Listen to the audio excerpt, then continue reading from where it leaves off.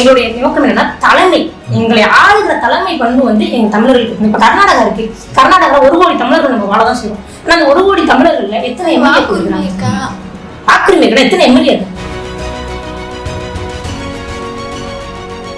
ஆனா என்ன திராவிடம் தமிழ் தேசியம் இது எல்லாவற்றையும் சேர்த்து வருபவர்கள் வந்து சொல்லணும்னா குழப்பவாதி.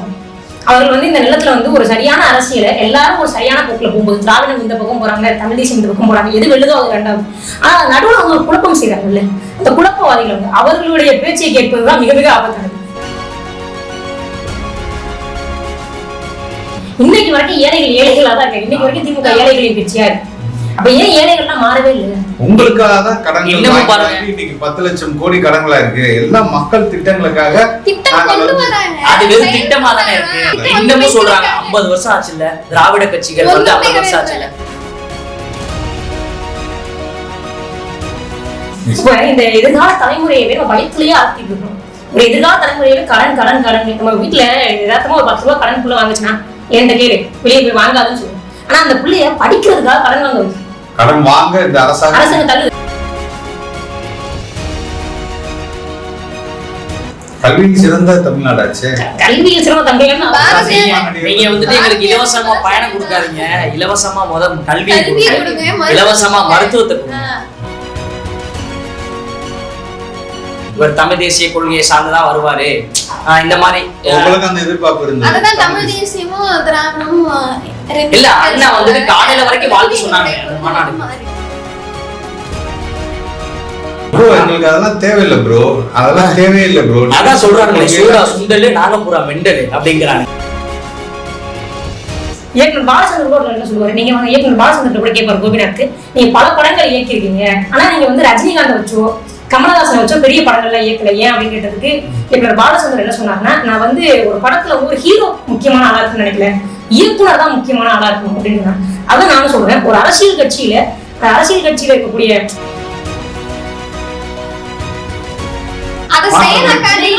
சர்க்கார் படம் வரும்பொழுது அந்த சர்க்கார் படத்துல அவ்வளவு தைரியமா பேசினார்ல, படம் ரிலீஸ் ஆகல கை கட்டி கம்மிட்டு தான் நின்னாரு. அந்த தலைவர் வந்து இன்னைக்கு வந்து தமிழ்நாட்டை வந்து காப்பாத்துவாருன்னா தன்னுடைய படத்தையே காப்பாத்திக்க முடியாதவர் எப்படி தமிழ்நாட்டை காப்பாத்துவது?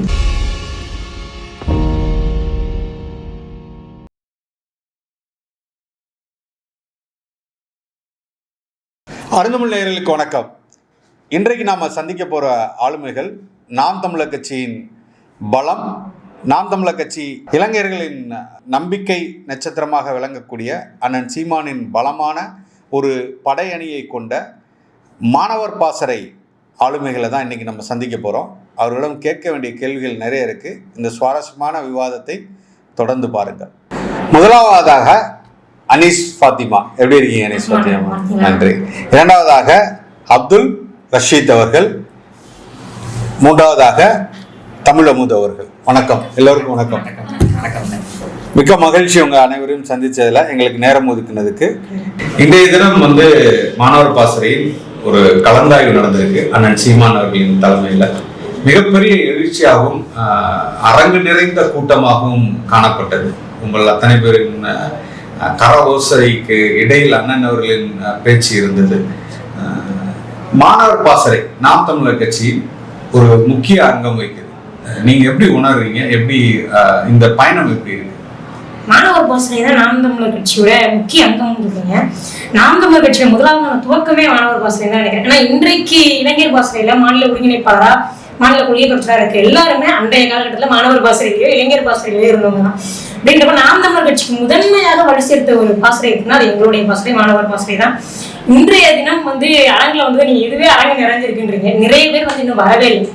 நிறைய பேர் வந்து இப்ப பணி காரணமாக வரல, நிறைய பேர் வந்து கல்லூரி காரணமாக வரல, தேர்வு காரணமாக வரல, நிறைய பேர் இன்னும் வரவே இல்லை.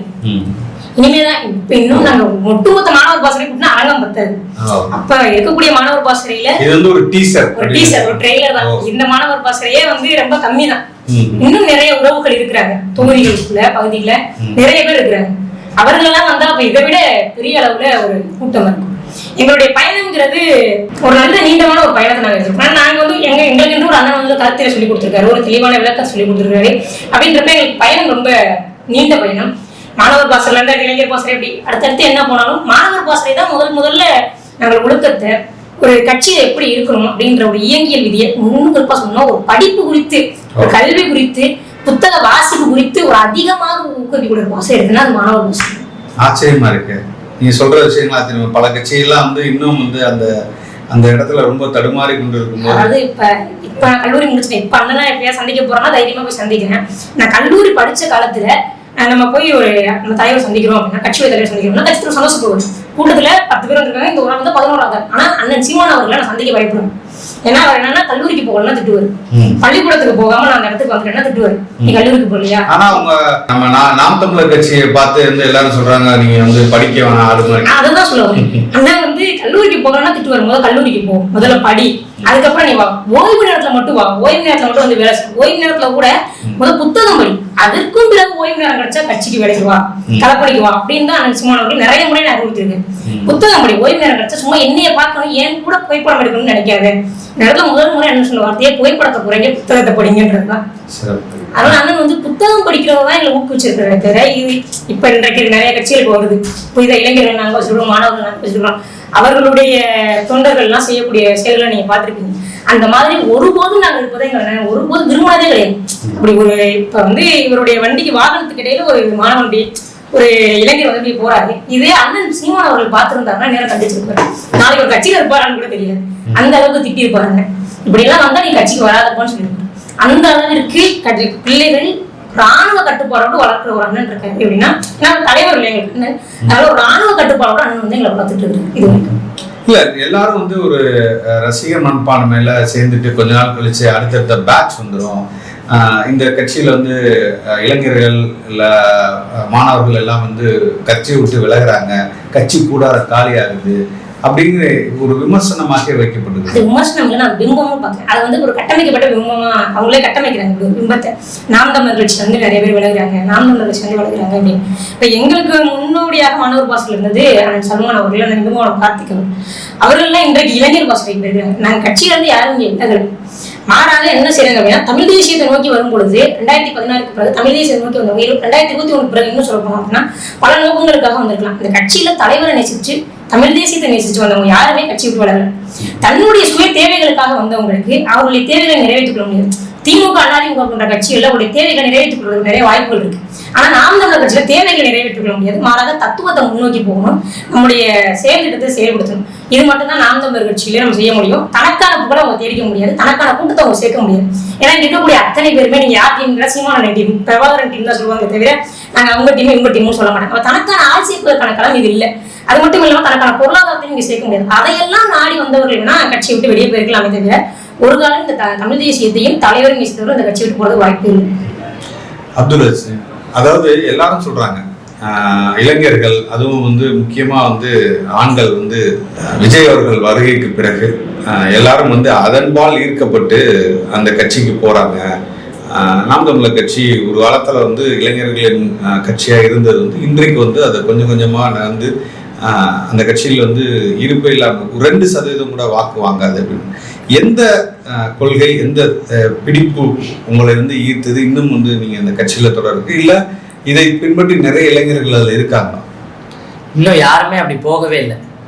அதாவது எப்படின்னா விஜய் வருகையினால மாணவர்கள் போறாங்க, இளைஞர்கள் போறாங்க, அவர் பின்னாடி போயிடுறாங்க அப்படின்னு யாருமே போகல. அண்ணன் சீமான் அவர்கள் பின்னாடி எதற்காக போனார்களோ, மாணவர்களும் இளைஞர்களும் எதற்காக அவர் பின்னாடி போனாங்களோ, இன்ன வரைக்கும் அதே கொள்கையோட அதே சித்தாந்தத்தோட அவர் பின்னாடி தான் நிக்கிறோம். என்ன அப்படி என்ன உங்களுக்கு அந்த கொள்கை நீங்க சொல்றீங்களா? அதே கொள்கை இப்ப ஒரு வீட்டுல எடுத்துக்கிட்டோம்னா அப்பா அம்மா என்ன சொல்லி வளர்ப்பாங்க? அப்பா நான் படிக்கலப்பா, நீ இதப்பா வந்துட்டு நான் இந்த வேலைக்கெல்லாம் போனதில்லப்பா, கவர்மெண்ட் வேலைக்கு இந்த மாதிரி இதெல்லாம் போனதில்லப்பா, நீ இதப்பா போகணும், நல்ல ஒழுக்கத்தோடு இருக்கணும்ப்பா, நல்லபடியாக இருக்கணும்ப்பா, இந்த இடத்துக்கு போனால் இப்படி இருக்கணும்ப்பா, இப்படி இருக்கணும். அதே மாதிரி தான் நான் இந்த நாம் தமிழர் கட்சியை பார்க்குறேன். எப்படி பார்க்குறேன்னா, இப்போ நாம் தமிழர் கட்சி அதாவது அரசியல்னா என்னன்னா மக்களுக்கு சேவை செய்கிறது. அண்ணன் அடிக்கடி சொல்றது இங்கே வந்து செய்தி அரசியல் கட்சி அரசியல் தானே தவிர மக்கள் அரசியல் இல்லை. அந்த மக்கள் அரசியலை நாம் தமிழர் கட்சி அந்த கொள்கையோட சித்தாந்தத்தோட மக்கள் அரசியல் பேசுறதுனால தான் நாங்கள் அண்ணன் சீமானவர்கள் பின்னாடி இன்னமும் நிற்கிறோம், இதுக்கு மேலே நிற்போம், இன்னமும் நிற்போம். இன்னும் எத்தனையோ நடிகர்கள், எத்தனையோ நடிகைகள், யார் வந்தாலும் எங்களுக்கு பிடித்த நடிகர்களோ பிடிக்காத யார் வந்தாலும் அண்ணன் சீமானவர்கள் பின்னாடி தான் நாங்கள் செல்வோமே தவிர யாருமே போனதில்லை. இவங்க வாக்கு பிரியும் அப்படின்றதெல்லாம் சொல்றாங்கல்ல, அதெல்லாம் பிரியாது. ஏன்னா நாம் தமிழர் கட்சி இப்ப கூட சிரிக்கிறாங்க, ஆடு மாடு மாநாடு நடத்துறாரு, கடலம்மா மாநாடு நடத்துறாரு, தண்ணீர் மாநாடு நடத்துறாரு. இதெல்லாம் எதுக்கு? கடல் இருக்கே, கடல் என்ன கடல்ல அவ்வளோ தயாரிக்கிறது, அந்த உப்பை வச்சு அவ்வளோ தயாரிக்கிற அந்த இது இருக்குது, அதை பத்தி மக்களுக்கு உணர்த்துறாரு. கடலுக்கு ஓட்டு இருக்கு, ஆனா கடல் நம்மளோட வாழ்க்கை, நம்மளோட உயிர் இருக்குது. மரத்திட்ட பேசுறாருன்னா மரத்திட்ட நீ வந்து மரத்துல ஏறி பனைமரத்துல பனங்காயை சாப்பிட்றதா இருக்கட்டும், இல்ல பழங்களை சாப்பிட்றதா இருக்கட்டும், இல்ல மரத்து மேல ஏறி உட்காரதா இருக்கட்டும், நிலவா இருக்கட்டும், மரம் தேவைப்படுதுல, ஏதோ ஒரு பயன் இருக்குல்ல, அதனாலதானே பேசுறாரு, அதனாலதான் அவர் பின்னாடி நிக்கிறோம்.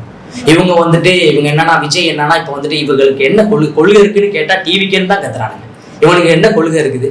கொள்கையும் இல்ல, கோட்பாடும் இல்ல, சித்தாந்தமும் இல்லை. எதற்காக பிடிக்கிறேன்? முதலமைச்சர் கனவுக்காக நிக்கிற ஒரு ஆளை நீங்க பாத்திருக்கீங்களா இது வரைக்கும்? முதலமைச்சர் கனவு இது கனவா? முதலமைச்சரா வந்துட்டா நம்ம எல்லாமே பண்ணிடலாம். எங்களுக்கு அதெல்லாம் தேவையில்லை ப்ரோ, அதெல்லாம் தேவையில்லை ப்ரோ. அதான் சொல்றாங்களே, சூடா சுண்டலு நாகபுரா மெண்டலு அப்படிங்கிறானுங்க கொள்கையை கேட்டா. இல்ல அப்படி சொல்றாங்க இல்லையா? அப்ப அது தேவையில்லை, நாங்க வந்து வென்று வருவோம், வென்று வந்து மக்களுக்கு செய்வோம், அதுக்கும் கொள்கைக்கும் என்ன சம்பந்தம்?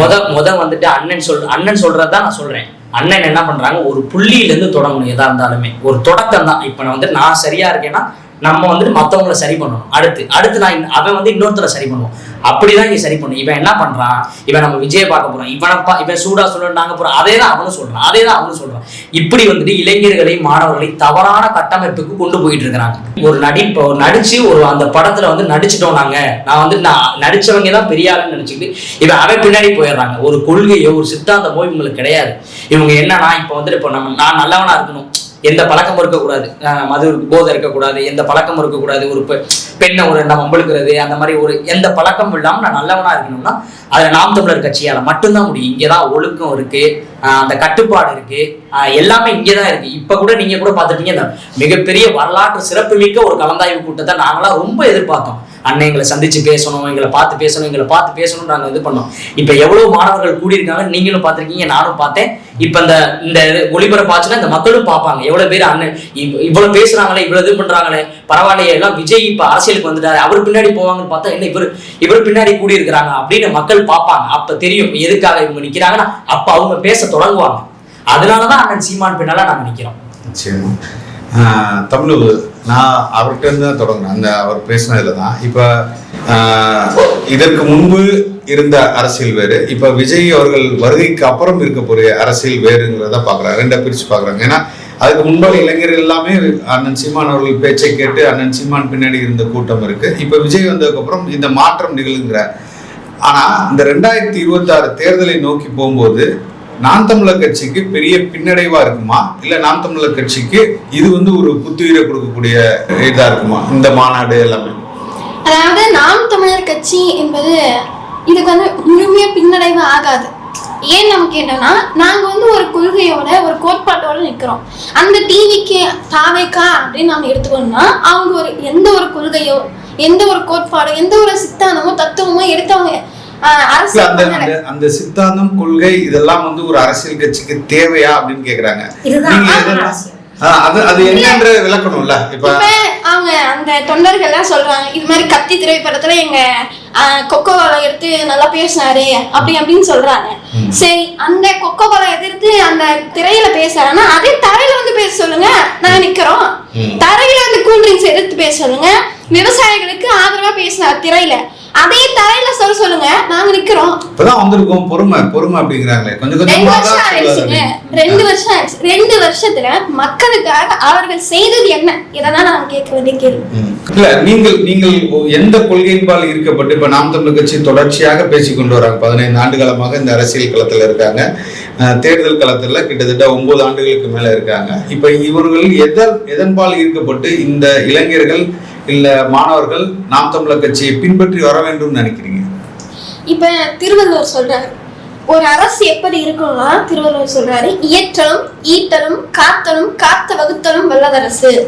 அதாவது பொருள் ஈட்டுவதற்கு சரியான வழியை தேர்வு செய்யணும், அந்த வழியாகவே பொருளை ஈட்டணும், ஈட்டிய பொருளை உரிய வகையில் பாதுகாக்கணும், அதை உரித்த நேரத்தில் மக்களுக்கு முழுமையாக செலவிடணும் அப்படின்னு வள்ளுவர் 2000 வருஷத்துக்கு முன்னாடி சொல்லியிருக்காரு. இப்ப இப்படிப்பட்ட ஒரு அரசு தமிழ்நாட்டில் நடக்குதா அப்படின்னு பார்த்தோம்னா, எந்த ஒரு அரசியல், அது திமுக இருந்தாலும் சரி, அதிமுக இருந்தாலும் சரி, எந்த ஒரு அரசியல் கட்சியும் புதிதாக மாற்றி வருகிறார்கள். பல பேர் இந்த திமுக சைடுல ஒரு புதிய கட்சி ஆரம்பிக்கிறாங்க, அவங்களும் கூட்டணி சேர்ந்துடுறாங்க. எந்த கட்சியாக இருந்தாலும் சரி, ஒரு மக்களுக்கான ஆட்சியை தரக்கூடிய ஒரு கட்சியாக எந்த கட்சியும் இல்லை. ஆனா நாம் தமிழர் கட்சி அப்படின்னு எடுத்துக்கோன்னா, மக்கள் எங்கெல்லாம் போராட்டம் நடத்துறாங்களோ அந்த இடத்துல நாம் தமிழர் கட்சி இருக்கும். தொழிலாளர்கள் பிரச்சனையா, மருத்துவர்கள் பிரச்சனையா, செவிலியர்கள் பிரச்சனையா, தூய்மை பணியாளர்கள் பிரச்சனையா, மாணவர்களுக்கு பிரச்சனையா, பெண்களுக்கு முக்கியமா. இப்ப இங்க தமிழ்நாட்டில் நாம் எடுத்துக்கோன்னா, கிட்டத்தட்ட இந்த 4 ஆண்டுகள்ல 18,000 பாலியல் வன்கொடுமை நடந்ததாக பதிவு இருக்கு. இப்ப இப்படிப்பட்ட ஒரு சமுதாயத்தை உருவாக்கியது யாருன்னு பார்த்தா ஆண்டு கொண்டு இருக்கிற இந்த ஆளுங்கட்சி தான். இத ஒழிக்கணும். அதுக்காக மாணவர்கள், இளைஞர்கள் எல்லாருமே நாம் தமிழர் கட்சியில இருக்கும். நீங்க இப்ப இடையில பின்னடைவுன்னு சொல்லி ஒரு கேள்வி அழகா என்கிட்ட கேட்டீங்க, தங்கச்சிட்டே அதான் வச்சிருந்தீங்க அந்த கேள்வி. அந்த கேள்விக்கு நான் ஒரு பதில் சொல்ல. ஒட்டுமொத்தமா என்னோட கேள்வி ஊடகத்தில் இருந்து பொதுவாக மக்கள் பேசப்படுகிற கேள்வி என்ன, 2016 அண்ணன் சீமான் அவர்கள் அப்பதான் தேர்தல் களத்துல நிக்கிறாங்க. அப்பதான் தேர்தல் களத்துக்கு வர்றப்ப உங்களுக்கு எல்லாம் வேட்பாளர் இருக்கா போடுறதுக்கு, 234 பேர் இருக்காங்களா? அண்ணன் சொல்லிட்டாரு 2010 மேடையிலே சொல்லிட்டாரு, தேசிய கட்சிகளோடு திராவிட கட்சிகளோடு கூட்டணி இல்லை. அப்படி கூட்டணி இல்லாம தான் தனிச்சு நின்னாரு. 2014 234 வேட்பாளர்களை போட்டாரு, 1.1% வாக்குகளை பெற்றாரு. அதே மாதிரிதான் 2016 தேர்தல் முடிஞ்சு 2019 தேர்தல் களம், 2021, இப்ப 2026, 24 தேர்தல் களம். இதுல இடையில வந்துட்டு அதிமுக திமுக 2016 இல்லாம நம்ம நின்னோம். அதுக்கப்புறம் வந்துட்டு கமலஹாசன் வந்தாங்க, அப்புறம் டிடிவி தினகரன் வந்தாங்க. இப்படி ஒவ்வொரு கட்சியா ஒவ்வொரு ஆண்டும் தேர்தல் நிக்கிறப்ப புதிய கட்சி உருவாகி கொண்டுதான் இருந்துச்சு. அவங்களுக்கு சார்ந்த வாக்குகளை கேட்டுக்கிட்டு தான் இருந்தாங்க. இப்படி வந்துமே கமலஹாசன் புகழ்பெற்ற நடிகர், கிட்டத்தட்ட வருடக்கணக்கில் சொல்றாங்க. அவர் நடிப்பு, அவரோட ரசிகர்கள் எவ்வளவு பேர் இருக்காங்க, 50 ஆண்டுகளுக்கு மேலே இருக்கும். அப்படிப்பட்ட ஒருத்தர் நடிகர் தொடங்கி அவரே தனிச்சு நின்று போட்டியிட்ட இடத்துல நம்மளும் வேட்பாளர்கள் நிப்பாட்டி போட்டிட்டு நம்ம தான் அதிக வாக்குகளை பெற்றோம். வாக்கு சதவீதமும் அதிகமாச்சு ஒட்டுமொத்த தமிழ்நாட்டில். எம்ஜிஆரையே கட்டுறாங்க. எம்ஜிஆர் வென்றுட்டார்ல, எம்ஜிஆர் வென்றுட்டாங்க. எம்ஜிஆருக்கு பிறகு சிவாஜி வந்தாரு. சிவாஜியை விட ஒரு பெரிய நடிகர் இல்லை, நடிகர் திலகம் இருந்துச்சு தமிழ்நாட்டுல. சிவாஜியோட நடிப்பை கொண்டாடாத நபர்களே கிடையாது. ஆனா அந்த சிவாஜி விட்டுதான் சொந்தமான திருவையாறுலயே அவர் தோத்து போனார். அதுக்கப்புறம் மாட்டி நடிகர் ராமராஜ் வந்தாரு, எத்தனையோ கட்சியை தோங்கினாங்க. அதன் பிறகு யாரும் இல்லை. கார்த்திக் வந்திருக்காரு, யாரையுமே இவங்க பார்க்க மாட்டேங்கிறாங்க. இவங்க எம்ஜிஆர் மட்டுமே பார்க்கணும். சரி, எம்ஜிஆருமே நீங்க சொன்ன மாதிரி நேரடியாக முதலமைச்சர் ஆகிறேன்னு வந்தாரான்னா இல்ல, அவர் எம்எல்சியா இருந்திருக்காரு. அதன் பிறகு எம்எல்ஏவா இருந்து அதன் பிறகுதான் அவர் தனியாக கட்சிக்கு வாங்குறாரு. அதுவும் திராவிட முன்னேற்ற கழகத்துல இருந்திருக்காரு. அதன் பிறகு அந்த கட்சியில இருந்து விலகி, அந்த கட்சியில அதுல நிறைய சண்டை நமக்கு தெரியும், அது கணக்கு சண்டைன்னு சொல்றாங்க, இன்னும் நிறைய நமக்கு தெரியும். அதையெல்லாம் தவிர்த்துட்டு அதுக்காக தான் ஒரு தனி கட்சியை அவர் துவங்குறாரே தவிர, எடுத்த உடனே நான் முதலமைச்சர் ஆவேன், என் நோக்கமே காங்கிரஸ் அழிக்கிறது தான் சொல்லிட்டு எம்ஜிஆர். அதுக்கு முன்னாடி எம்ஜிஆர் காங்கிரஸ்லயும் பயணிச்சிருக்காரு. இப்ப எம்ஜிஆருக்கு ஒரு நீண்ட அரசியல் அனுபவம் இருக்கு, 20 ஆண்டுகள் அரசியல் அனுபவம் இருக்கு. ஒரு எம்எல்சியா இருந்திருக்காரு அப்படின்னா மக்கள் மூலமா நேராக தேர்ந்தெடுக்கப்படலாம். ஆனா ஒரு அதிகாரத்துல இருந்திருக்காரு, மக்களுடைய பிரச்சனைகளை பேசக்கூடிய இடத்துல அவர் இருந்திருக்காரு. அதெல்லாம் அவருக்கு தெரிஞ்சுதான் அந்த இடத்துல உட்காந்துருக்காரு. முதலமைச்சரா மக்கள் ஆக்கியிருக்காங்க. வெறும் எடுத்த உடனே மக்கள் முதலமைச்சரா எம்ஜிஆர் தான் முதலமைச்சர் அப்படின்னு சொல்லல. அவருக்கு ஒரு 20 ஆண்டுகள் அரசியல் பயணத்துக்கு பிறகுதான் எம்ஜிஆர் முதலமைச்சர் ஆனாரு, கட்சி துவங்கினாரு. இதே மாதிரி ஆனா இவங்க என்ன எடுத்த உடனே விஜய் முதலமைச்சர் ஆயிருவாரு. இப்ப நீங்க கூட கேட்டீங்க, கொள்கை இல்லாத கொள்கையெல்லாம் எங்களுக்கு தேவையில்லை. இன்னொன்னு என்னன்னா, திமுக அழிக்கிறது தான் இவங்க கொள்கை அப்படின்றாங்க. ஒரு கட்சிக்கு கொள்கை இருக்கு, ஆனா ஒரு கட்சியை அழிக்கிறது. நாம் தமிழர் கட்சி பேசிட்டு இருந்தது அப்படின்னா, நாம் தமிழர் கட்சி நம்ம கொள்கை வேற, நாங்க திமுக அழிக்கணும் அப்படின்றது அதாவது இந்த அரசியல் எடுத்துக்கூடிய நிலைப்பாடு. கொள்கைங்கிறது தமிழ் தேசியம் தான். நாங்க சேர்ந்திருக்கக்கூடிய தத்துவங்கிறது தமிழ் தேசியம் தான். இந்த மண்ணில, இந்த நிலத்துல தமிழர் நிலத்தை ஆளும். அதுவும் அதே நேரத்துல தமிழர் அல்லாதவர்களுடைய, பிற மொழியாளர்களுடைய உரிமைகளையும் பாதுகாக்கணும். ரெண்டையும் ஒரு சேர செய்யறதா தமிழ் தேசியம் நாங்க கருதுறோம். அப்ப அதுதான் எங்களுடைய கொள்கை, எங்களுடைய தத்துவம். ஆனா ஒரு கட்சிக்கு கொள்கையும் இல்லை, தத்துவமும் இல்லை அப்படின்னா, அது தேவையும் இல்லைன்னு ஒரு இளைஞர் சொல்றாங்கன்னா, அந்த இளைஞர் ரொம்ப ஆபத்தானவன்னு சொல்றேன். இந்த நாட்டுக்கே ரொம்ப ஆபத்தான. சமுதாயத்துல இதுல என்ன கேள்வின்னா, இல்ல இதுல இன்னொரு கேள்வி என்னன்னா, இப்ப இதுக்கு முன்பு வரை திமுக மிக கடுமையாக விமர்சனம் செய்துக்கிட்டே இருந்தாங்க. திமுக தான் என்னுடைய எதிரின்னு சொல்லிட்டு இருந்த நாம் தமிழர் கட்சி மெல்ல மெல்ல நகர்ந்து இன்னைக்கு புதிதா இருக்கிற எங்க பின்னாடி நிக்கிறாங்க. நாங்கள் இப்ப தொடக்கத்துல இருக்கிற எங்களை எதிர்த்துக்கிட்டே இருக்கீங்களே, என்ன காரணம்? ஒரு மணி நேரம் பேச்சுல 30 வினாடி பேச்ச பாக்குறாங்க. அதிகபட்சம் ஒரு மேடையில பேசக்கூடிய 2 நிமிடம் கூட இருக்கு. ஆனா அந்த 2 நிமிட பேச்சை மட்டுமே இவங்க பார்த்துக்கிட்டு ஒட்டுமொத்தமா எங்களதான் எதிர்க்கிறாங்க. பூனை கண்ணை மூடிட்டா உலகமே இருண்டு போச்சுன்னு சொல்ற மாதிரி அவங்க என்ன நினைச்சிட்டாங்க, நம்ம பெரிய கட்சியே, இவ்வளவு பெரிய கூட்டம் கூடுது, நம்ம பெரிய கட்சி. நாளைக்கு ஒரு நயன்தாரா தெருவில் நடந்து வந்தா கூட்டம் கூட தான் செய்யும். ஒண்ணும் இல்லை டிடிஎஃப் வாசன் அவர் சும்மா ஒரு யூடியூபர், ஆனா அவர் தெருவில் வந்தாலும் கூட்டம் கூட தான் செய்யும். உடனே இந்த கூட்டத்தை வச்சுட்டு இந்த கூட்டம் எல்லாம் வாக்காம போயிடுறாங்க, நாங்க பெரிய கட்சி அதெல்லாம் எங்களை பார்த்து பயப்படுறாங்க அப்படின்ற. நாங்க நியாயமா பயப்படல, பரிதாபப்படுறோம். இந்த கட்சியை பார்த்து உண்மையிலே நாங்க பரிதாபம் தான் பண்றோம். நீங்க இப்படி இருக்காங்களே, போலீஸோட கையை கடிக்கிறாங்களே, பயமா இருக்கு. ஒரு மணி நேரம் பேசுன எத்தனையோ பிரச்சார பொருளாதார பத்தி பேசுற, தமிழ் தேசியத்தை பத்தி பேசுற, நாங்க என்ன அரசியல் செய்யறோம், திமுக அவங்க என்ன அரசியல் செய்யறாங்க அப்படின்லாம் பேசுறோம். நாங்க அந்த ஒரு மணி நேரத்துல பெரியப்பா பேசுறாரு, அதையெல்லாம் அவருக்கு சொல்லாம நீங்க என்ன டிவிக்குன்னா அவங்க போய் அங்க செஞ்சிலதான் அந்த கூட்டம் நடந்தது. அந்த கூட்டத்தை நானும் இருந்தேன்.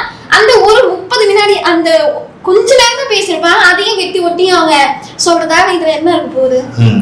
நேற்றைய நடந்த உடல் நிகழ்வு சாட்சி தான். அண்ணன் வந்துட்டு ஆர்எஸ்எஸ் மேடையில போய் பேசிட்டாரு. ஆர்எஸ்எஸ் மேடையில அங்க என்ன பேசினாரு அவன் பாக்கல. அனீஸ் கிட்ட கேட்கலான் இருந்தேன். இப்ப தொடர்ச்சியாக அண்ணன் சீமான் மீது இந்த மாதிரி ஒரு விமர்சனங்கள் வைத்துக் கொண்டே இருக்காங்க. இப்ப வந்து ஒரு உதாரணத்துக்கு சொல்லணும்னா, இந்த நாம் தமிழர் கட்சியின் இளைஞர் பாசத்தில் இருக்கக்கூடியவர்கள் இல்லை மாணவர்களாக இருக்கட்டும், இவர்கள் கடுமையாக விஜய் அவர்களை விமர்சித்து கொண்டே இருக்கிறாங்க. ஏன் அப்படின்னா, இங்க உள்ள இளைஞர்கள்லாம் வந்து விஜயை நோக்கி நகைச்சுவை. ஏன்னா நாங்கள் எல்லாம் வந்து சீமான் இயக்கிய படத்தை பார்த்தோம், இல்ல சீமான் நடிச்ச படத்தை பார்த்தோம். சீமான் சூப்பரா நடிச்சிருக்காரு, சீமான் சூப்பரா டாக்ஷன் பண்ணியிருக்காரு அப்படின்னு சொல்லி நாங்க பின்னாடி போகல. சீமான் 15 ஆண்டுகளாக இந்த மண்ணில் இருந்த கருத்துக்களை ஏற்றுக்கிட்டு தான் நாங்க போயிருக்கோம். இன்னும் சொல்ல போனா தலைவர் பிரபாகரன் நெஞ்சில இருக்கிறோம். தலைவர் பிரபாகரன் நெஞ்சில இருக்கிற நாங்க, சட்டப்பேரவை வச்சிருக்கிற நாங்க எந்த காலத்திலையும் விஜயுடைய புகைப்படத்தெல்லாம் வைக்க மாட்டோம். எங்களுக்கு தலைவர் என்பவர் உயர்ந்தவர். இப்ப விஜய் வந்து படத்துல சண்டை போட்டவர், அது ஒரு டூப் போட்டு தானே போட்டாங்க. ஆனா என் தலைவர் களத்துல சண்டை போட்டவர்.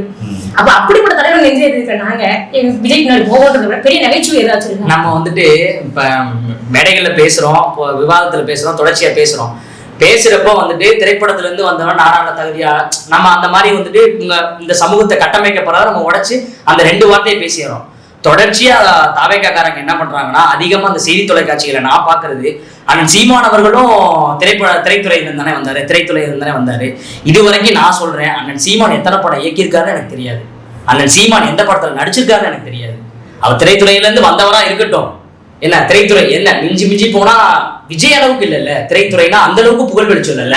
அண்ணன் சொல்வது போல ரசிகர்களை சந்திக்கல. அதுதான் சொல்ல போனா அக்கா சொல்ல வந்ததுதான் ரசிகர் மன்ற அரசியல் கட்சியா நாங்க மாத்தல. நாங்க வந்து ஒரு அரசியல் இயக்கமாக மாறும்பொழுது அண்ணன் சீமான் அவர்கள் நான் இந்த படம் நடிச்சிருக்கேன், நடிச்சிருக்கேன், வாழ்த்துக்கள் படம் இயக்கியிருக்கேன், தம்பி படம் இயக்கியிருக்கேன் அப்படின்னு சொல்லி அண்ணன் சீமான் அவர்கள் வந்து கட்சிக்கு வாங்கல. நான் இந்த படத்துல நாம் தமிழர் கட்சியில இருக்கிறவங்களும் எங்க அண்ணன் வந்து தம்பி படத்துல எப்படி வசனம் வச்சிருந்தா தெரியுமா அப்படின்னு யாரும் பேச மாட்டேன்.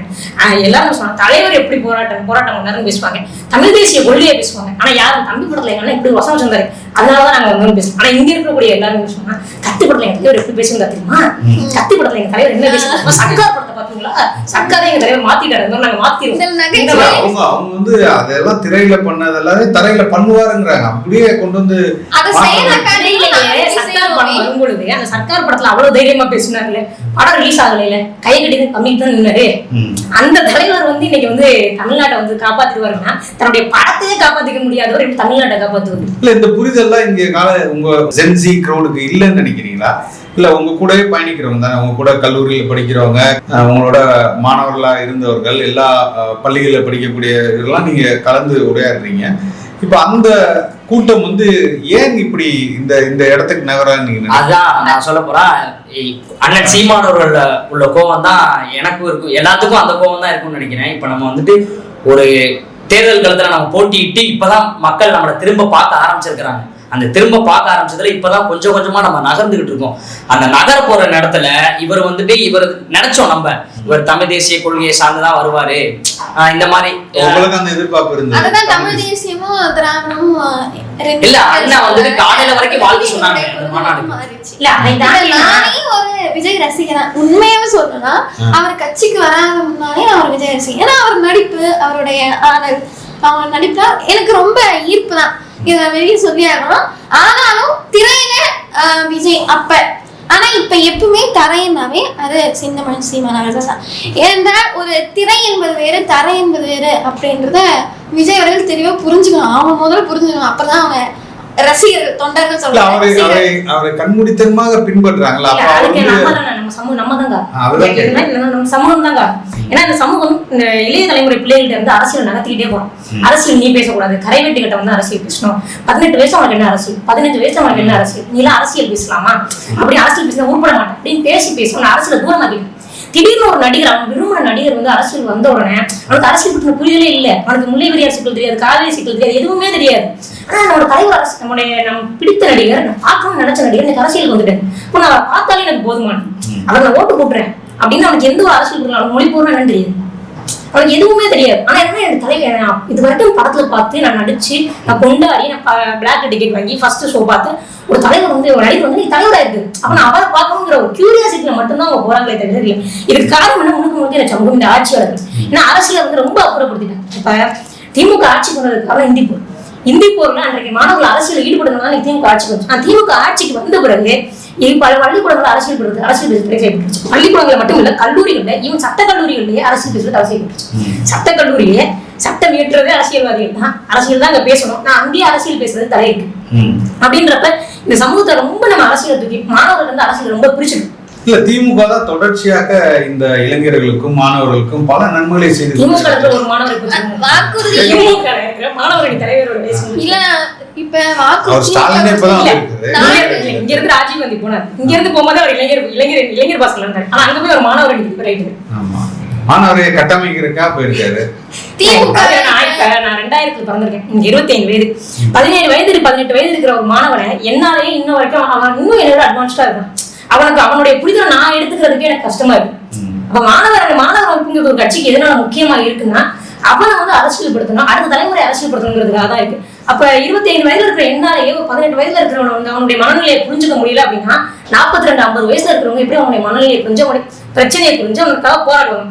இப்ப 17 அன்றைக்கு வந்து பள்ளிக்கூடங்களுக்கு போறதே சிக்கலா இருந்துச்சு, அன்றைக்கு கால போராட்டம் வேற. ஆனா இன்னைக்கு பள்ளிக்கூடங்களுக்கு போறது இயல்பாயிருச்சு. ஆனா பள்ளிக்கூடம் நடக்கிற சிக்கல்கள் ஒண்ணு இருக்குல்ல, அந்த சிக்கல்கள் இன்னைக்கு உங்களுக்கு வெளியே இருந்து பார்த்தா சாதாரணமா தெரியும். 50 வயசுக்காரங்களுக்கு நாளா நீ ஸ்கூலுக்கு போனதே பெருசுப்பா அப்படின்னு நீங்க சொல்லுவீங்க. ஆனா இப்ப ஸ்கூலுக்கு எல்லாம் நாங்க போக ஆரம்பிச்சிட்டோம். அப்ப எங்களுக்கு உதவியா இருக்கக்கூடிய சிக்கல் யாருக்கு இருக்க முடியும்? இப்ப மாணவர்களும் இருக்க முடியும். அப்ப எங்களுக்கே இவ்வளவு ஒரு 5 ஆண்டு காலம் 6 ஆண்டு காலம் முன்ன பிறந்த எனக்கே வந்து இவ்வளவு ஜென்ரேஷன் கேப் இருக்கிற மாதிரி இந்த கிட்ஸ் வந்து இன்னும் அட்வான்ஸ்டா இருக்காங்க. அப்ப 50 வயசுல நீங்க மாணவர்கள் தலைவர், 47 வயசுல மாணவர்கள் செல்லாலும் நீங்க வச்சிருந்தீங்கன்னா அவர் என்ன மாணவர்களை புரிஞ்சுக்குவாங்க, என்ன மாணவர்களை குறித்து பேசுவாங்க?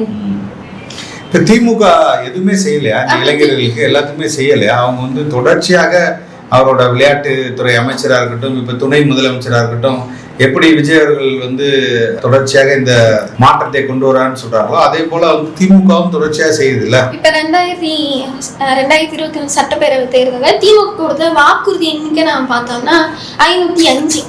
இதுல முழுமையா நிறைவேற்றப்பட்டது ஒரு 66, அரைகுறையா நிறைவேற்றப்பட்டது ஒரு 66, நிறைவேற்றப்படாமல் இருப்பது எவ்வளவுனா 373. அதாவது ஒரு 87 விழுக்காடு வந்து நிறைவேற்றவே இல்லை. பெண்களுக்கு இலவச பஸ் பாஸ் இது விடியல் பயணத்துக்கு நல்ல பேருந்து கொடுத்துருந்தோம்னா நல்லா இருந்திருக்கும். மழை காலத்துல இப்ப நீங்க போங்க, மழை வரட்டும், பஸ்ல போனோம்னா நம்ம கொடை பிடிச்சிட்டு தான் போகணும், பஸ்ல போகும்போது நம்ம கொடை பிடிச்சிட்டு தான் போகணும். அதாவது என்ன சொல்றாங்க, பெண்கள் எல்லா ஓட்டும் எங்களுக்கு தான். இப்ப 4 ஆண்டுகள்ல இப்ப மடிக்கணினி கொடுக்கறதா பேசிருக்காங்க. எங்க கல்லூரியில இப்ப 21ஆம் தேதி மடிக்கணினி கொடுக்குறாங்க. இத 4 ஆண்டுகள்ல செஞ்சிருக்க வேண்டியதானே இப்ப தேர்தல் வருது. அதுதான் காரணம். தேர்தலை மட்டுமே கருத்தில் கொண்டு இந்த திமுக ஆட்சி மக்களுக்கான தேவை வந்து நிறைவேற்றுது, சேவையை வந்து செய்யவே இல்லை திமுக. இது வந்து முற்றிலுமா நாங்க சொல்றோம்.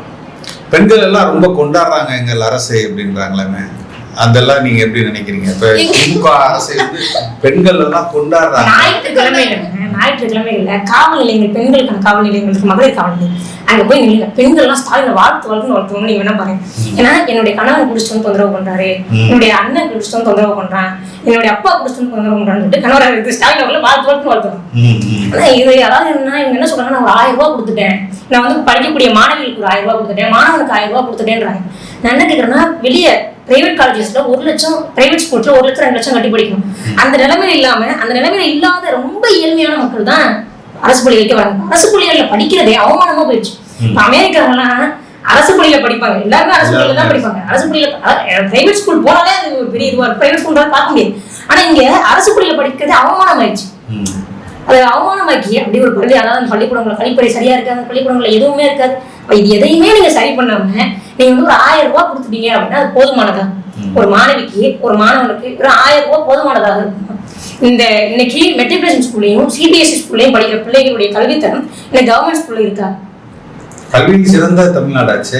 கல்வியில் சிறந்த தமிழ்நாடு. நீங்க வந்துட்டு எங்களுக்கு இலவசமா பயணம் கொடுக்காதீங்க, இலவசமா கல்வி இலவசமா மருத்துவத்தை கொடுங்க. ஆளுகின்ற ஆட்சியாளர்கள் நம்ம சொல்ல வேண்டியதுதான். வந்துட்டு நீங்க விடியல் பயணம், இலவச பயணம், அதெல்லாம் ஓசி பஸ் இதெல்லாம் வந்துட்டு அவரெல்லாம் அவர் சொல்றப்ப அந்த இது பண்றப்ப நீங்க அந்த ஓசி பஸ் சொல்றப்பலாம் அப்படி நமக்கு ஒரு இதா இருக்குது. மதம் என்னன்னா இருக்கிறதுக்கு இடத்த கொடுங்க. இப்போ வந்துட்டு தொடர்ச்சியா பார்த்தோம்னா சென்னையிலயா இருக்கட்டும், ஒட்டுமொத்த தமிழ்நாட்டுல என்ன சொல்றாங்கன்னா இப்ப வீடு இல்லாம ஆக்குறாங்க. நீங்க வந்துட்டு பட்டா இடத்துல, அதாவது எப்படின்னா உங்களுக்கு வந்துட்டு இந்த இடத்துல வந்துட்டு நீங்க உரிமை இல்லை, நீங்க வந்துட்டு இது வந்துட்டு அதாவது புறம்போக்கு நிலம், அதனால நீங்க இந்த இருக்க இடத்துல நீங்க இருக்கக்கூடாது அப்படின்னு சொல்லிட்டு வீடுகளை தரமட்டமாக்குறாங்க. கல்விக்கு ஒரு கிராமத்துல இருந்து ஒருத்தன் வந்துட்டு படிக்க போகணும்னா அவனுக்கு வந்துட்டு பேருந்து வசதி இல்லை, இருந்தாலும் அவனுக்கு வந்துட்டு அந்த ஒரு கல்வித்தரம் இருந்து போயிட்டு வந்தாலுமே அது ஒரு பிரோஜனம் இல்லாத கல்வியா தான் இருக்கு. சும்மா போறான் வர்றான், அந்த இடத்துல அந்த கல்விங்கிறது அந்த தரமாவே இல்லை. இப்ப ஒரு கல்வி எடுத்துட்டோம்னா, இப்ப நீங்க அக்கா சொன்னது மாதிரி பிரைவேட் காலேஜ், அதாவது தனியார் பள்ளி கல்லூரிகள் எல்லாம் பாத்தீங்கன்னா கல்வித்தரம் எப்படி இருக்குன்னு உங்களுக்கு தெரியும், எனக்கு தெரியும், எல்லாத்துக்கும் தெரியும். கவர்மெண்ட் அரசாங்கங்கிறது எதுக்கு? மக்களுக்கு சேவை செய்யறதுக்கு. கல்விக்கான கடன் திட்டங்கள்லாம் இருக்குல்ல, எல்லாருக்குமே கல்வி கடன் கொடுக்குறாங்க. பல கல்வி கடன் ரத்து பண்றேன்னு சொல்லி ஸ்டாலின் சொல்லி கல்வி கடனை நாங்க ரத்து பண்றோம் அப்படின்னு. சரி, ஆட்சிக்கு வந்து கிட்டத்தட்ட 4 ரத்து பண்ணிட்டாங்க. பண்ணலையா? இப்போ வரைக்கும் ரத்து பண்ணுங்க. என்னுடைய பெரிய பசங்க கல்வி கடனை ரத்து பண்ணிட்டாங்க, நான் கரை வெட்டி கட்டிக்குவேன்.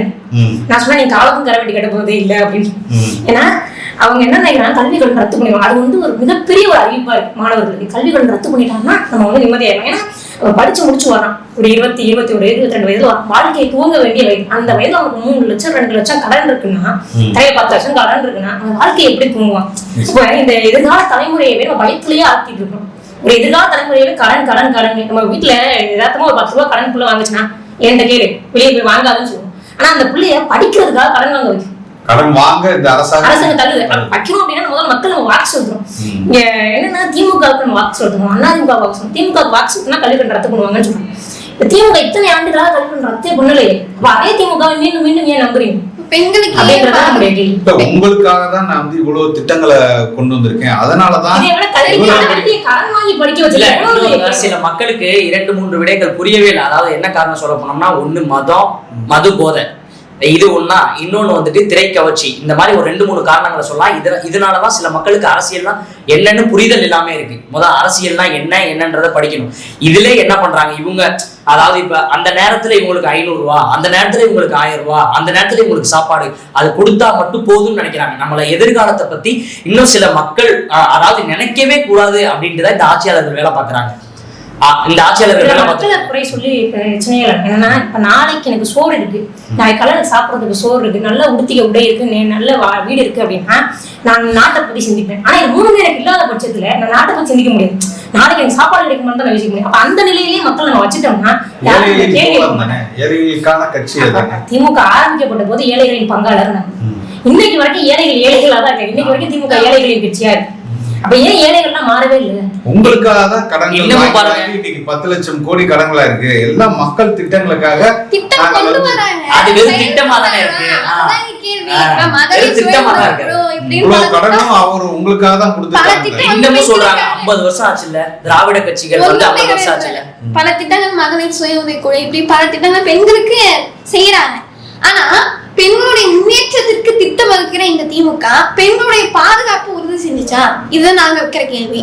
இப்ப ஒரு பெண்ணு ஓடி வரா, என்ன காப்பாத்துங்க கத்தி கொண்டே ஓடி வரா. எதிர வந்து ஒருத்தர் கேட்கிறா, ஏமா இப்படி ஓடி வர அப்படின்னு கேட்கும்போது பக்கத்துல காவல் நிலையக்கு அங்க போக வேண்டியதான் கேட்கும்போது அந்த பெண்ணு சொல்றா, நான் ஓடி வருவதே இந்த காவல் நிலையத்திலிருந்து தான். அப்படின்னா இந்த சமூகம் வந்து எப்படி உருவாக்கப்பட்டிருக்கு, எப்படியாப்பட்ட ஒரு மோசமான நிலையில இந்த சமூகம் போய்கொண்டிருப்பதை நாம தெளிவாக புரிஞ்சிடும். திட்டம் வகுப்பதை நிறுத்துங்கள். முதலில் பெண்களுக்கான பாதுகாப்பை உறுதி செய்யுங்க. அததான் இப்ப இருக்கோம்னா முக்கியமான காரணமே பெண்கள் வந்து இங்கு பாதுகாப்பாக இருக்கிறார்.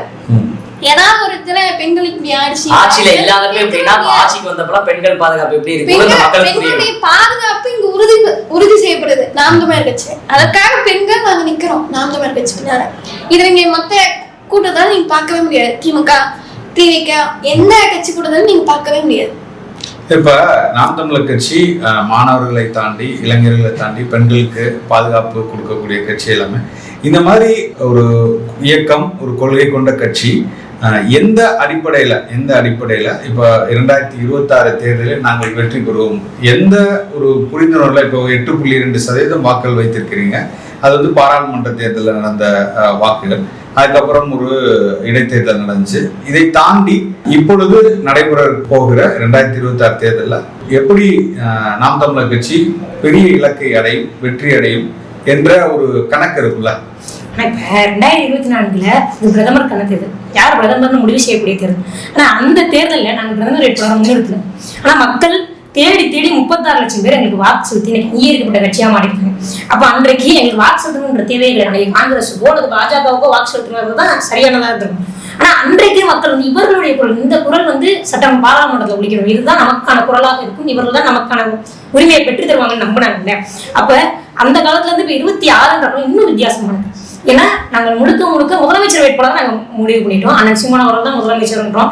எங்களுக்கு என்று ஒரு திட்டத்தை வச்சிருக்கிறோம். முன்னாடி இப்ப 2016 காலகட்டத்தில் அண்ணன் சீமான் அவர்கள் நிற்கிறாங்கன்னே யாருக்கும் தெரியாது. அண்ணன் சீமான் அவர்களே நிறைய பேருக்கு தெரியாது, சின்னம் தெரியாது, எதுவுமே தெரியாது. 2021 காலகட்டத்தில் வந்து கொஞ்சம் நகர்ந்து ஓரளவுக்கு சீமான் நிற்கிறாரு அப்படின்னு தெரிஞ்சது, சின்னம் தெரிஞ்சது. ஆனா பெரிய அளவில் ஊடக வெளிச்சம்ன்றது கிடைக்கல. 2024 அங்கீகரிக்கப்பட்ட கட்சியாக மாறிய பிறகுதான் ஊடகங்கள்லாம் ஓரளவுக்கு பேசு பொருளாகவே பேசுறாங்க. இப்பொழுது கூட நேற்று வந்து விஜய் கொடுக்கக்கூடிய முக்கியத்துவம் அந்த சீமான் அவர்கள் கொடுக்கப்படுதானா இல்லை. ஏன்னா இத்தனைக்கும் அங்கீகரிக்கப்பட்ட கட்சி 36 லட்சம் வாக்குகளை 36 லட்சம் பேருடைய நம்பிக்கையை பெற்றிருக்க கட்சிக்கு அந்த அளவுக்கு கொடுக்கல. ஆனாலும் நாங்க என்ன சொல்றோம் அப்படின்னா, நாங்கள் எந்த கருத்துக்களை வச்சிருக்கோம், லட்சியங்கள் வச்சிருக்கோம். அது மட்டும் இல்லாம மக்களை நாங்கள் நம்புறோம். மக்கள் எங்களை நம்புறாங்க, மக்களை நாங்கள் நம்புறோம். ஏன்னா மக்களுடைய எல்லா போராட்டங்களையும், மக்களுடைய எல்லா துயரங்களையும், எல்லா துன்பங்களையும் நம்ம போய் உள்ள நிற்கிறோம். ஒரு வீடு இடிக்கப்படுதா உடனே சீமான் அவருடைய முகம் தான் நினைவுக்கு வருது. ஒரு பள்ளிவாசல் இடிக்கப்படுதா உடனே சீமான் அவருடைய முகம் தான் ஞாபகம் வருது. ஒரு விளைநிலம் வீணா போகுதா உடனே சீமான் அவருடைய முகம் தான் ஞாபகம் வருது. இப்போ மக்களுக்கு சீமான் அவர்கள் மிக மிக பரிச்சயமானவராக வீடுகளில் போய் சென்றுட்டார். அப்படிங்கிறப்ப எங்களுக்கு இன்னும் தேர்தல்களும் எளிதாயிடுச்சு. இப்போ 2016 போல எங்களுக்கு 2026 தேர்தல்களும் இல்லை. 10 ஆண்டுகள்ல சீமான் அவர் தொடர் போராட்டங்கள் மூலமாக மக்களுடைய மனங்களிலே போய் சேர்ந்துட்டார். அப்ப எங்களுடைய வேலை என்ன அப்படின்னா, எங்களுடைய வேட்பாளர் உங்களுடைய வாக்கு செலுத்துங்க அப்படின்னு கேட்கறது மட்டும்தான் எங்களுடைய வேலை. 2016 விட பல மடங்கு எங்களுக்கு ரொம்ப வேலை வந்து ரொம்ப எளிமையாயிடுச்சு. அதனால இந்த களம் வந்து எங்களுக்கான களமாக இருக்கும், முழுக்க நாம் தமிழர் கட்சிக்கான களமாக இருக்கும். ஏன்னா அதிமுகவுடைய 10 ஆண்டுகளை கொடுமை ஆட்சி பார்த்தாங்க. அதிமுக 10 ஆண்டுகள்ல போனது 5 ஆண்டுகள்ல திமுக பண்ணி முடிச்சிருச்சு. ஏன்னா ஐயா ஸ்டாலின் அவர்கள் மீண்டும் முதலமைச்சர் ஆகுமா ஆக மாட்டோமா தெரியல. பல ஜோசியக்காரன் சொன்னா முதலமைச்சர் ஆக மாட்டோம், எப்படியோ தப்பி தவறி ஆகிட்டோம், மீண்டும் வர்றதுக்கு வாய்ப்பு இல்லைன்னு இப்பயே ஒரு முழுமா சொல்லிட்டு முடிச்சிட்டேன். அப்ப இந்த 2 கொடுமையான ஆட்சிகளையும் பார்த்தவங்க விஜய் போன்ற அந்த இன்னும் ஒரு அரசியல் தெளிவற்ற ஒருவர் வந்து தேர்ந்தெடுக்க மாட்டாங்க. அப்ப இந்த 3 பேரையும் தவிர்த்துட்டு பார்த்தா தமிழ்நாட்டு அரசியல் சீமான் அவர்கள் மட்டும்தான் இருக்கு. இப்ப சீமான் அவர்களுக்கு மட்டும்தான் வாக்களிக்கிறதுக்கான வாய்ப்பும் இருக்கு. அதனால மக்கள் வந்து எங்களை நோக்கி தான் வரும். இதுல முக்கியமான விஷயம் இப்ப வந்து ஏன் இப்ப வந்து தமிழ்நாடு இதை வந்து காப்பாற்றுவதற்கு யாருமே இல்லை, நாங்க மட்டும் தான் ஆட்டோம். ஏன்னா இப்ப தமிழ் வந்து எங்கேயுமே இல்லை. பதாகைகளா இருக்கட்டும், எந்த இடத்துமே தங்கிலீஷ் எழுதுறாங்க. இப்ப மெடிக்கல்னா மெடிக்கல் அப்படி எழுதுறாங்க. மருந்தகம் எழுது தமிழ்ல அவங்களுக்கு என்ன பிரச்சனை? தமிழ் அழிக்கிறாங்க. தமிழர்களை இந்த நிலத்திலிருந்து அகற்றாங்க. இப்ப வடக்கன் எல்லாருமே எல்லா டீக்கரும் கிராமத்து வரைக்கும் வந்தாங்க வடக்கன். அதாவது இப்ப எப்படி வடக்க அதாவது வேற்று மொழியாளர்கள் எப்படி ஆக்கிரமிப்பு செய்யறாங்கன்னா, இப்ப கேரளாவில ஒரு எம்பி தொகுதி இருக்குன்னா அந்த எம்பி தொகுதியில வேற்று மொழிக்காரங்க யாரு போட்டிடுறாங்கன்னா யாருமே இல்லை. அதே கர்நாடகாவில் இருந்து அங்கேயும் வேற்று மொழியாளர் யாரும் போட்டி இல்லை. தெலுங்கானா இருக்கு, அங்கேயும் யாரும் வேற்று மொழியாளர் போட்டியில்லை. ஆனா தமிழ்நாட்டுல எம்பி தொகுதி எத்தனை இருக்கு? 39 இருக்கு. இதுல போட்டியிடுகின்ற பிற மொழியாளர்கள் எத்தனை பேர் தெரியுமா? 17 பேர் போட்டிடுறாங்க. எத்தனை? 17 பேர் போட்டிடுறாங்க. காலத்துக்கு முன்பு இங்க வந்து குடியேறவர்கள்ன்றாங்க. தமிழர்களை நிலத்திலிருந்து அகற்றினாங்க. இப்படி தமிழர்களை தமிழர் நாட்டையும் அழைச்சிட்டு இருக்காங்க. இப்ப இந்த பரந்தூர் விமான நிலையம் இப்படி எண்ணற்ற சமூக குற்றங்கள் வந்து தமிழ்நாட்டுல நடந்து கொண்டே இருக்கு. இதையெல்லாம் மக்கள் பாக்குறாங்க. யாரு மக்களுக்காக போராடுறாங்க அப்படின்னு பாக்குறாங்க. அன்றைய காலகட்டத்துல இருந்து இப்ப இருக்க 2016 இருந்து 2024 வரைக்கும் மக்களுக்காக போராடுகிற கட்சியாக நாம் தமிழர் கட்சி இருக்கிறது என்று மக்கள் வந்து உணர்ந்துட்டாங்க. இதுக்கப்புறம் நாங்க உணரலாம் அவங்களே தேடி வருவாங்க. 2026 தேர்தலில் நாம் தமிழர் கட்சி தான் ஓட்டு போடணும் அப்படின்னு தேர்ந்தெடுத்து எங்களை வெல்ல வைப்பாங்கன்ற ஒரு குறிக்கோளோட. ரொம்ப காலத்துக்கு முன்னாடியே குடியிருக்காங்க. மெட்ராஸ் மாகாணமாக இருக்குது, மொழிவாரி மாநிலமாக பிரிக்கப்படும். இப்படி பிரிக்கப்படும் பொழுதுதான் இன்னும் கொஞ்சம் சிறுவர்கள் மலையாளிகள் இருக்காங்க. அதே போல கர்நாடகால சில தமிழர்கள் அவங்க எல்லாம் சேர்ந்து வாக்களிச்சாதானே நீங்க பெரும்பாலும் நம்ம என்ன சொல்றோம், நாம் தமிழர் கட்சியில வந்து எங்களுடைய நோக்கம் என்னன்னா தலைமை, எங்களை ஆளுகிற தலைமை பண்பு வந்து எங்க தமிழர்களுக்கு இருக்கு. இப்ப கர்நாடகா இருக்கு, கர்நாடகால 1 கோடி தமிழர்கள் நம்ம வாழதான் செய்வோம். ஆனா அந்த 1 கோடி தமிழர்கள்ல எத்தனை வாக்குரிமை இருக்கா? வாக்குரிமை கிடையாது. எத்தனை எம்எல்ஏ இருக்கு? இப்ப அருகில் கேரளா இருக்கு, அங்கேயும் நம்ம தமிழர்கள் இருக்கதான் செய்யும். தேவிபுரம் பீர்மேடு எல்லாம் யாருடைய? நம்முடைய தான். இப்ப அவங்களோட வாக்குகள்லாம் உங்களுக்கு வேண்டாமா? நீங்க இந்த மாதிரி அண்ணன் சீமா அவர்களே சொன்னது, தளபதிகளாக எத்தனை பேர் வேணா வாங்க. அந்த மாதிரி ஒரு கண்ணோட்டம் பார்க்கப்படுது இல்ல. வேற்றுமொழியாளர்கள் எத்தனை பேருக்கு நீங்க கொடுத்துருக்கீங்க போது அவங்களுக்கு கூட ஒரு சிந்தனை வேற்றுமொழியாளர்களுக்கு நாம் தமிழர் சீட்டு கொடுத்துருக்கோம். இப்ப நாம் தமிழர் கட்சியில தஞ்சாவூர்ல மாநில கொள்கை சென்றார் தஞ்சை கரிகாலன், அவரும் வேற்றுமொழியாளர்களுக்கு திமுகவுக்கு மொத்தமே 4 வாக்குகள், 3 பிறமொழியாளர்கள் வாக்கு. அது வந்து சௌராஷ்டிரா சலாம் பிஜேபி பேர். அது போக முஸ்லீம் வாக்கு, இது கிறிஸ்தவ வாக்கு, ஆதி தமிழர் வாக்கு. 4 வாக்கு இல்லைன்னா திமுக ஒருபோது வெல்ல முடியாது. அப்ப இந்த மக்கள் வந்து தமிழ் தேசிய அரசியல விரும்புறாங்கன்னா இந்த மாதிரி கரெக்ட் தானே, நாளைக்கு நமக்கு தண்ணி குடிக்க வேணும்ல, நாளைக்கு மரம் வேணும்ல, நாளைக்கு மழை வேணும்ல அப்படின்னு மக்கள் நேசிக்க வரும்போது அப்ப இந்த மக்களை வந்து ஒரு இன்செக்யூரா ஃபீல் பண்ண வைக்கணும். இப்ப இன்செக்யூரா ஃபீல் பண்ண வைக்கணும்னா தமிழ் நேஷனலிசம்ங்கிறது உங்களுக்கு எதிரானது, தமிழ் தேசியம் உங்களுக்கு எதிரானது, சீமா உங்களுக்கு எதிரானவர் அப்படின்ற மாதிரியான ஒரு கட்டமைப்பு உருவாக்குறாங்க. ஆனா நாம் தமிழர் கட்சியில தெலுங்கர்கள் இருக்காங்க சார். நீங்க யாருக்கும் எதிரானவர்கள் அல்ல. யாரும் கேள்விதான் எல்லாரும் சொந்தக்காரன். அப்ப நாங்க எப்படி வந்து அதாவது எங்களுடைய சென்னை மாநிலத்துல தெரிஞ்சுக்கோங்க, மலையாளிகளையோ கன்னடர்களையோ தெலுங்கர்களையோ நாங்க வேற்றாளாக பார்க்கல. எப்படி கேரளாவில் ஒரு மலையாளி தான் ஆள வேண்டும் என்று இருக்குதோ, எப்படி கர்நாடகாவில் ஒரு கன்னட தான் ஆள வேண்டும் என்ற நியதி இருக்குதோ, எப்படி ஆந்திராவில் ஒரு தெலுங்கு தான் ஆள வேண்டும் என்ற நியதி இருக்கிறதோ, அது போல தமிழ்நாட்டில் நாங்க ஆளுறோம். அமைச்சர்களாக இருங்க. கர்நாடகாவில் ஒரு எம்எல்ஏ கூட இல்லை, நாங்க கர்நாடகாவில கர்நாடகாவில் ஒரு முதலமைச்சராக இருந்துட்டு இருக்கோம். கர்நாடகாவில் ஒரு எம்எல்ஏ நாங்க ஆக முடியாது, ஆனா இந்த முதலமைச்சராகவே இருந்துட்டு போயிருக்காங்க. அப்ப நாங்க எவ்வளவு பெருந்தன்மை கொண்டவர்களாக இருந்திருக்கோம் பார்க்கணும். அப்ப என்னன்னா எங்களுடைய நிலம் நாங்கள் ஆளும். மொழிவாரியாக பிரிக்கப்பட்டதே அவரவர்கள் அவர்கள் நிலத்தை ஆடுறதுக்காக தானே. எல்லாரும் உங்க நிலத்தை ஆடுறீங்க, நாங்க இந்த நிலத்தை ஆடுறோம்னு சொல்லுவோம். அப்ப நீங்க நிலத்தை ஆடும்போது இந்த நிலத்தை நீங்களும் வாழ்றீங்க, உங்களுக்கான அதிகார பணிக்கும் நாங்க கொடுக்கணும். அதனாலதான் நாங்க சொல்றோம் அமைச்சரவையே இருங்க, ஆனா எங்களை ஆளுகிற முதலமைச்சராக நீங்க ஆகாதீங்க அப்படிங்கிறத நாங்க சொல்ல வரே தவிர இவர்கள் எங்களுக்கு வேணாம், இவர்கள் நாங்க வெறுக்கிறோம் அப்படின்னு நாங்க சொல்லவே இல்லை. இப்ப தங்கச்சி சொல்றாங்க வட இந்தியர்கள்ல தொழிலாளர்களாக வரவங்க நம்ம இருக்கலாம், ஆனா அவங்களுக்கு இன்னர் லைன் பெர்மிட் கேட்கும். எனக்கு ஒரு வட இந்தியர் வராரு, 10 பேர் வராங்க, 10 பேர் நான் நல்லவர்னு சொல்ல முடியும், அது 2 பேர் மோசமானவர்களாக கூட இருக்கலாம். அந்த 2 பேர் ஏதோ ஒரு கொலையோ ஏதோ செஞ்சுட்டு போறாங்கன்னா தமிழ்நாட்டு காவல்துறை எந்த ஒரு இதுவும் பதிவேடும் இல்லை. அப்ப அந்த கொலை செய்தது யாரும் நாங்க எப்படி கண்டுபிடிக்கணும்? இப்ப இந்த இடத்துல இந்த சிக்கல் இருக்கு. இந்த நடைமுறை சிக்கலுக்காக தான் நாங்க என்ன சொல்றோம், இந்த லைன் பெருமிட்டு தான் கேட்கறோமே தவிர நாங்க இங்க உழைக்கக்கூடிய தொழிலாளர்களுக்கு நாங்க எதிராக முடியாது. இங்க எல்லாவற்றையுமே நாம் தமிழர் கட்சின்னா அப்படியே தமிழர்கள் மட்டும்தான் வாழ்வாங்க, அப்படியே மற்ற எல்லாரும் கொலை பண்ணிடுவாங்கன்ற அளவுக்கு இவங்க வந்து பேசுவாங்க. அந்த அளவுக்கு எல்லாம் ஒரு இன சுத்திகரிப்பு செய்யக்கூடியவர்கள் நாங்க மாறாக நாங்க எங்க இனத்தில் வாழக்கூடியவர்களை நாங்க எங்க இனத்தை வந்து நாங்க ஆளணும், மற்ற எல்லாரையும் நாங்க மற்ற எல்லா இன உரிமைகளையும் பாதுகாக்கணும்னு நாங்க நினைக்கிறோம். இதே ஒரே கேள்வி உங்களுக்கு, இப்போ நாம் தமிழர் கட்சி போட்டிடுறதே ஓட்டுகளை பிரிப்பதற்காக தான், வாக்குகளை பிரிக்கணுங்கிறதுக்காக தான் இவங்க நிற்கிறாங்க தவிர வெல்றதுக்காக இல்லை. ஒருவேளை அவங்க வெல்லணும்னு நினைச்சிருந்தாங்கன்னா எல்லா கட்சிகளையும் போல இவர்களும் கூட்டணி சேர்ந்து ஒரு அதிகப்படியான வாக்குகளை வாங்கி வெல்லணும்னு நினைச்சிருப்பாங்க. அப்ப தொடர்ச்சியாக இவங்க போட்டிடுறது யாருக்கோ ஒருத்தருக்கு லாபம் சேர்க்கிற மாதிரி இருக்கு. ஒருத்தர் இவர்களால வெல்லணும், இல்லை இவர்களால ஒருத்தர் தோக்கணும் அப்படிங்கிற ஒரு கணக்குல வைத்தே இந்த கட்சி வந்து தொடர்ச்சியாக தேர்தல் நிற்கிறாங்களே தவிர அவங்க வெல்றதுக்கான ஒரு யுக்தியாக ஒரு கூட்டணிக்குள்ள வந்து ஒரு பெருவாரியான வாக்குகளை வாங்கி வெல்ல வேண்டாம்னு நினைக்கிறாங்க அப்படிங்கிற மாதிரி ஒரு கருத்து இருக்கு. இதை பத்தி நீங்க 3 பேர் உங்களோட கருத்து. இப்ப ஒரு 10,000 பேர் நிக்கிறாங்க, 10,000 பேரும் ஒரே மனநிலை கொண்டு நிக்கிறாங்க. ஒருத்தன் மட்டும் அதாவது எதிரான மனநிலை கொண்டு நல்ல மனநிலை கொண்டு நிக்கிறான். அவன் முழுக்க தவறான மனநிலை கொண்டு இவன் என்ன நினைக்கிறான், இப்ப அந்த 10,000 பேர் இன்னொரு 10,000 பேர் பாக்குறப்ப அவன் மட்டும்தான் நல்லவன் நினைக்கிறான். இப்ப அண்ணன் சீமா அதே போலதான் இங்க நம்ம வைக்கிற கோட்பாடு, நம்ம வைக்கிற அரசியல் வந்துட்டு இவன் என்ன நினைக்கிறான்னா இது ஒரு பைத்தியக்காரத்தனம், இவன் வந்துட்டு சும்மா இல்லாத பேசுவான், நடைமுறை இல்லாத பேசுவான் அப்படின்னு சொல்றான். இப்ப நம்ம வந்துட்டு எதற்காக வரோம்னா இவங்க மாத்தி ஆண்டுட்டாங்க, இது வரைக்கும் ஒண்ணுமே நடக்கல. அவங்க கொடுத்த வாக்குறுதிகளா இருந்தாலும் சரி, நான் வந்துட்டு எதற்காக அவங்க அரசியலுக்கு வந்தாங்களோ அதெல்லாம் இல்லாம இவங்க வந்துட்டு, அதாவது எப்படின்னா, இப்போ ஒரு சட்டமன்ற தொகுதின்னு எடுத்துக்கிட்டோம்னா 10 கோடி நம்ம செலவு செஞ்சோம்னா எப்படி 20 கோடி இதை 20 கோடியா மாத்துறதுக்கு தான் அவங்க பாடுபடுறாங்களே தவிர இதை பத்தி இது சொல்ல. அண்ணன் சொல்றாங்க மாற்றம் என்பது சொல்லல்ல செயல் அப்படின்னு சொல்லி ஒரு மாற்றத்தை எடுத்து முன் வச்சுட்டு வர்றாங்க.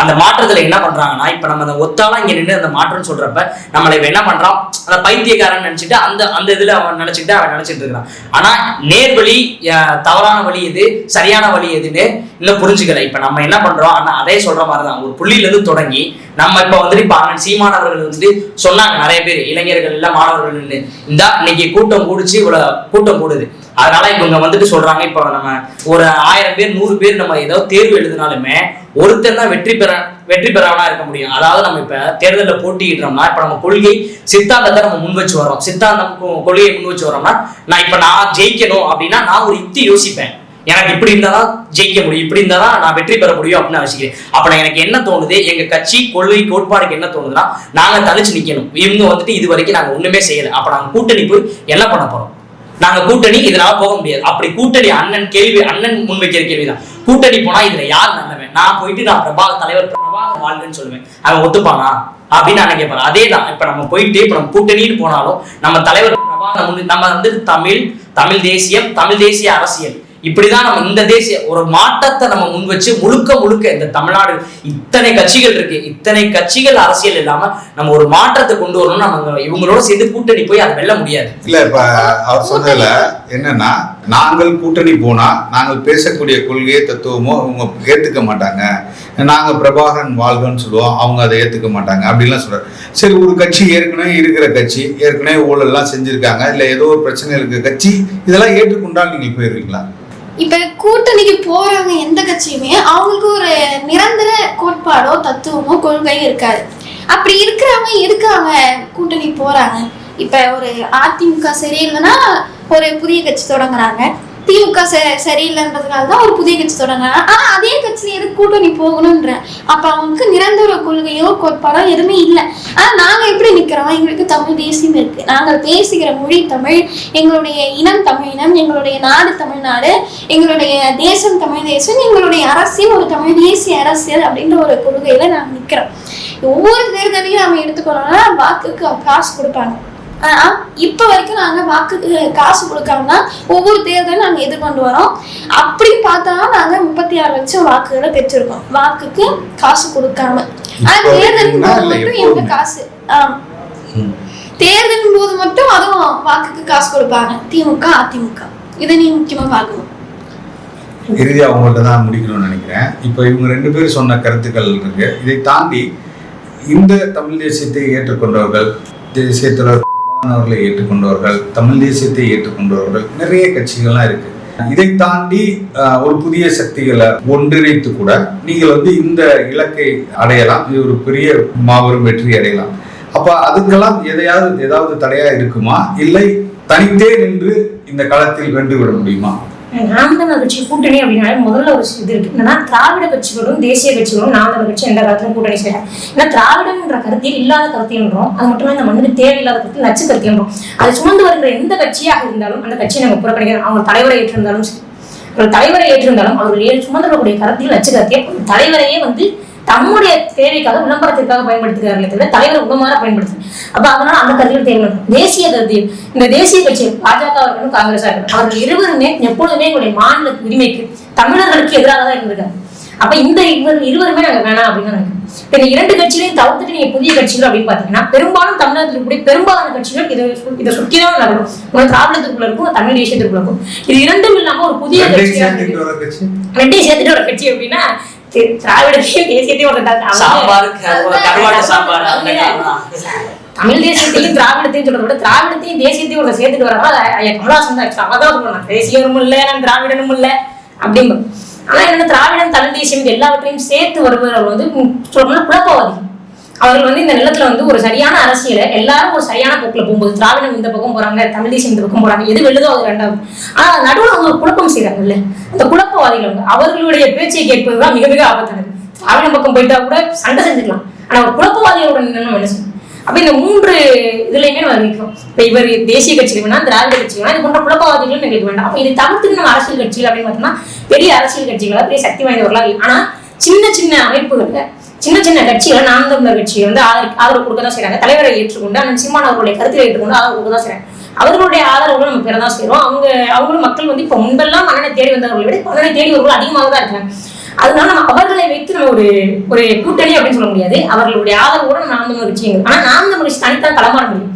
ஏன்னா எங்களுக்கு ஒரு கொள்கை இருக்கு, ஒரு தத்துவம் இருக்கு, ஒரு கோட்பாடு இருக்கு, தமிழ் தேசியம்னு ஒரு கொள்கை இருக்கு. இந்த கொள்கையை வந்து நான் என்னுடைய மேடையில மட்டும்தான் முழங்க முடியும். நான் போய் ஒரு திமுக மேடையிலையும் அதிமுக மேடையிலையும் நின்றுட்டு நான் ஊழலை ஒழிப்பேன்னு சொல்றதை விட ஒரு நகைச்சுவை எதுவுமே இருக்க முடியாது. அப்ப நான் அந்த மாதிரியான கட்சிகளோடு சேர்ந்தது. காங்கிரஸோட நின்றுக்கிட்டு நான் இனப்படுகொலைக்கு எதிராக பேசுவேன்னு சொல்றதை விட ஒரு நகைச்சுவை இருக்க முடியாது. இப்ப இந்த கட்சிகளெல்லாம் எங்களால் சேர முடியாது. இப்ப தனித்து நின்றுதான் நாங்கள் வெல்ல வேண்டிய தேவை இருக்கு. இந்த நிலத்துல இந்த காலத்துல நாங்கள் தனித்து நின்றுதான் வெல்லணும். எங்களுக்கான வாய்ப்பு அது ஒண்ணுதான். இன்னொன்னு தனிச்சு நிற்கும் பொழுது மட்டும்தான் நாங்கள் தனித்துவத்தோடு இருக்க முடியும். நாங்கள் கூட்டணி சேர்ந்துட்டோம் அப்படின்னா எங்களுக்கு தனித்துவம் போயிடும். நாம் தமிழர் கட்சிக்கு ஒரு தனித்துவம் இருக்கு. அந்த கட்சி யாரோடும் கூட்டணி சேர மாட்டாங்க. அந்த கட்சியில ஊழல் செய்ய மாட்டாங்க. அந்த கட்சியில ஊழல் லஞ்ச பாசங்கள் ஒரு பாசம் இருக்கு. அந்த கட்சியில யாருக்கும் பார்த்துட்டு பணம் கொடுக்க மாட்டாங்க. இப்படி பல விடயங்களை நம்ம அடிக்கிட்டே போகலாம். நாம் தமிழ் சுற்றுச்சூழல் பாசம் இருக்கு, நாம் தமிழ் குருதிப்படை பாசம் இருக்கு, அப்படின்னு பல அம்சங்களை அடிக்கிட்டே போகலாம். ஆனா இதெல்லாம் நாங்க ஏதாவது ஒரு கட்சியோட நாங்க சேர்ந்துட்டோம்னா இது அத்தனையுமே போயிடும்.